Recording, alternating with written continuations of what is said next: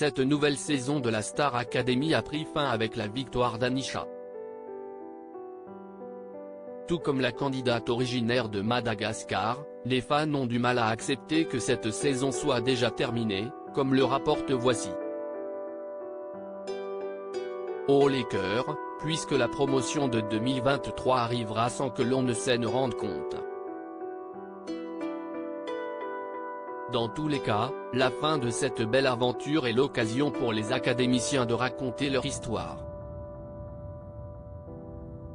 Rappelons que le lundi 5 décembre 2022 dernier, ce sont Léa, Enola et Louis qui avaient été invités sur la scène du Palais des Congrès à Paris. Une occasion pour les candidats de partager des chansons avec Patrick Bruel. Concernant Tiana, elle avait été sur scène par le chanteur, Dadju, au Dôme de Marseille. Heureusement pour les fans, ils peuvent maintenant suivre de près les candidats sur les réseaux sociaux. Un retour à la réalité tout aussi exquis et faisant toujours partie de l'aventure pour certains fans. Dans tous les cas, la demande de contenu est belle et bien présente, surtout à l'ère où les internautes sont très actifs sur les réseaux sociaux.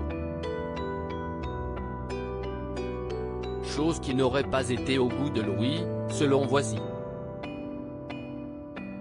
La nuit du 5 décembre dernier, l'académicien avait expliqué pourquoi il n'était pas à l'aise pour faire des stories Instagram. Soucieux de la vis de ses fans, il a tout de même promis de faire des efforts. Une nécessité quand on sait que l'émission est terminée pour cette saison. Anisha ne veut pas parler de sa relation avec sa mère. Parler de sa vie de famille à l'écran n'est pas toujours une chose facile.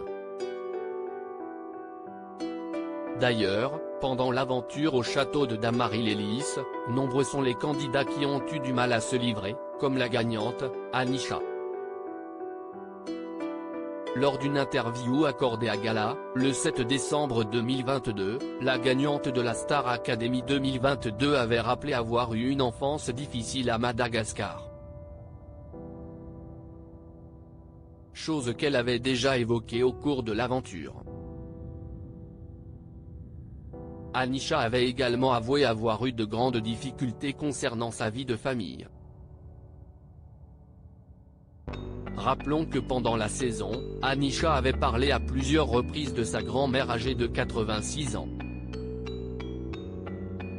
Elle avait également parlé de ses tantes, mais aucunement des autres membres de sa famille. Nos confrères du Gala ont interrogé Anisha sur sa relation avec sa mère. Une question empreinte d'amertume pour la championne qui, visiblement, a vu certaines blessures se rouvrir. Non, elle est quelque part. Mais je ne veux pas en parler, avait-elle répondu. Une réponse claire qui signifie que les fans n'en sauront pas plus sur sa mère pour le moment. Peut-être s'ouvrira-t-elle sur le sujet plus tard.